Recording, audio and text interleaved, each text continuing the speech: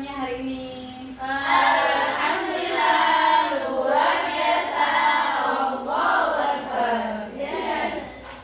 Anak-anak, kalian tahu nggak tentang resep makanan? Oke. Nah, biasanya kalian tahu di mie instan?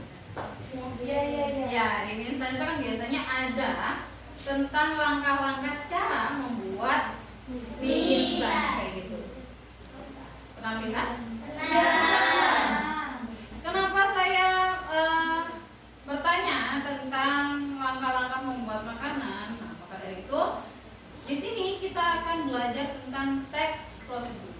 Nah, yang kita sebutkan tadi itu adalah salah satu dari langkah-langkah teks prosedur kayak gitu. Nah, silakan dibuka bukunya. Oke, mari kita bahas tentang teks prosedur. Teks prosedur adalah teks yang memuat instruksi untuk melakukan sesuatu. Nah, instruksi tersebut berisikan langkah-langkah. Nah, strukturnya apa aja? Strukturnya yang pertama, gitu. Oke, dari sini apakah ada yang ditanyakan? Tidak. Oke, baik. Kalau semua sudah mengerti, nah kali ini saya ingin membuat kelas kita gitu. Dengan cara apa? Kita melakukan debat mengenai teks prosedur. Jadi ada yang pro dan ada yang kontra. Oke, baik. Saya ingin kalian membuat kelompok, ya, kelompok pro dan kelompok yang kontra. Kita membahas tentang teks prosedur. Silakan untuk kelompok pro maju ke depan.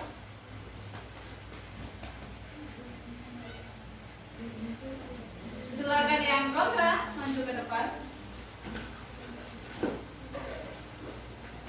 Baik. Apakah kalian sudah menyiapkan bahan-bahan dan materinya? Sudah. Oke. Oke. Nah, untuk audiens atau teman-teman, silakan mendengarkan atau menyimak dari debat teman kalian. Oke. Nah, mari kita mulai. Pertanyaan pertama. Apakah teks prosedur hanya penting untuk bidang ilmu pengetahuan? Silakan untuk pro dahulu. Baik, menurut saya teks prosedur sangat penting dalam bidang ilmu pengetahuan karena memberikan langkah-langkah yang jelas dan terperinci untuk melakukan eksperimen atau penelitian. Oke, untuk yang kontra? Kalau menurut saya, teks prosedur tidak hanya penting untuk bidang ilmu pengetahuan, tetapi juga untuk dipelajari. Contohnya, resep makanan, panduan penggunaan alat elektronik atau petunjuk perakitan barang. Oke. Untuk pertanyaan kedua, apakah teks prosedur harus selalu menggunakan bahasa formal? Silakan dulu pertama. Pro dulu. Menurut saya, bahasa formal membuat teks prosedur lebih mudah dipahami dan dipatuhi karena bersifat objektif dan tidak ambigu. Oke, baik. Silakan dulu kontranya. Tapi kalau menurut saya, teks prosedur tidak selalu harus menggunakan bahasa formal, terutama jika ditujukan untuk anak-anak atau orang awam. Bahasa yang sederhana dan mudah dipahami justru akan membuat teks prosedur itu sendiri lebih efektif. Oke, baik. Pertanyaan ketiga, apakah teks prosedur yang baik harus dilengkapi dengan gambar atau diagram? Silakan, pro dulu. Menurut saya, gambar atau diagram dapat membantu pembaca memvisualisasikan langkah-langkah yang harus dilakukan. Silakan dulu kontra.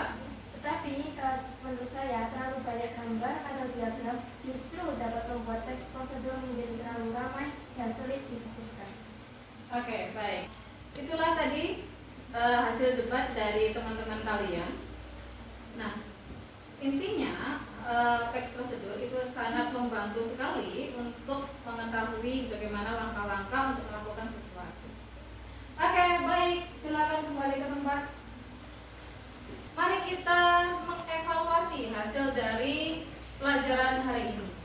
sekian dari saya, hati-hati di jalan, dan